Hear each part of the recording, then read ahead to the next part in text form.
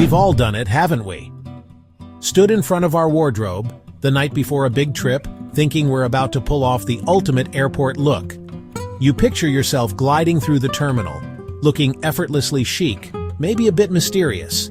You grab that perfect outfit, convinced you've cracked the code, but then reality hits, hard.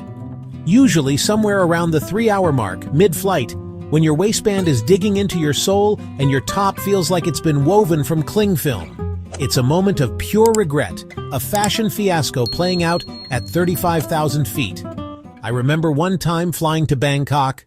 I thought a pair of leather look leggings was a brilliant idea. They looked fantastic, I'll give myself that. But after a few hours on the plane, the romance was over. My legs felt like they were slowly being shrink-wrapped. Every time I moved, there was a faint squeaking sound. Getting up to go to the loo was a full-body workout. I spent the rest of that 11-hour flight dreaming of soft, forgiving cotton. It's these moments that teach us the most valuable lessons about what truly matters when you're stuck in a metal tube hurtling through the sky. The truth is, airport style isn't about looking like you've just stepped off a runway. It's a science. It's about navigating security with ease, staying comfortable during long waits, and not ending up a sweaty, creased mess when you land. You might have found the most comfortable-looking tracksuit in the world, but if it's made from 100% polyester, you're setting yourself up for a clammy, uncomfortable journey.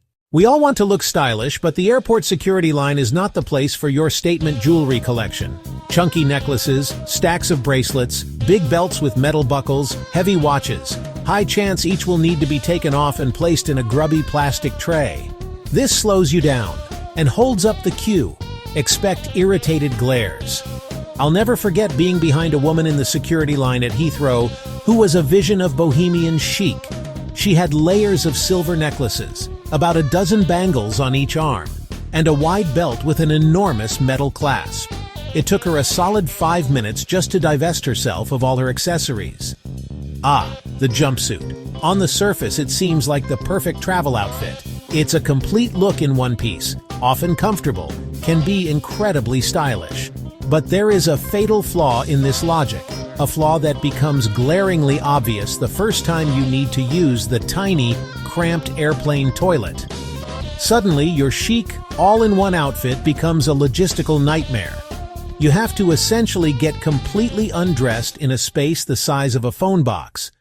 You're hovering in a small, slightly damp lavatory, trying to wrangle the top half of your jumpsuit down without it touching the floor, the toilet, or anything else for that matter. This one should be obvious, but you'd be surprised how many people still think wearing heels to the airport is a good idea. Unless you are Victoria Beckham and have a private jet waiting, high heels are one of the worst possible footwear choices for a day of travel. Airports often involve a surprising amount of walking, rushing from the check-in desk to a distant departure gate, standing in long queues, navigating escalators and travelators. It's a marathon, not a sprint. Now, I love a bold print as much as the next person. A vibrant pattern can be a great way to express your personality and add a bit of fun to an outfit. However, a head-to-toe ensemble of clashing, excessively loud prints might not be the best choice for a travel day. While it's not a comfort issue in the same way as tight jeans or synthetic fabrics, it can sometimes draw the wrong kind of attention. Now, as promised, here is the single best piece of travel style advice I can give you always. Always travel with a large scarf or a pashmina. It is the most versatile, useful, and transformative item you can have in your carry-on. Is the plane's air conditioning blasting Arctic air directly onto you? It's a blanket. Is the cabin pillow looking a bit grim and uninviting? Fold it up, and it becomes a clean, soft pillowcase. Did you spill a bit of coffee on your top mid-flight? Drape it artfully, and the stain disappears. It can add a touch of color to a neutral outfit, protect you from the sun when you land in a hot climate, or even serve as a makeshift hood if it's raining when you exit the airport. So, what does the perfect 2025 airport uniform look like when you put it all together? It's built on a foundation of comfort and practicality. Start with dark-colored, comfortable trousers made from a natural, breathable fabric with some stretch.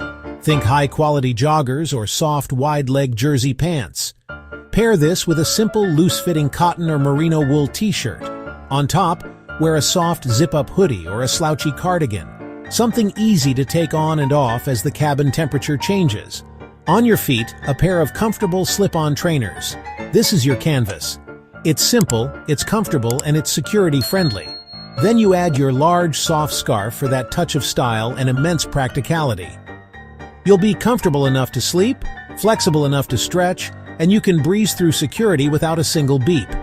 You'll land at your destination feeling relaxed, refreshed, and ready for adventure, not like you've just wrestled a crocodile in a phone box.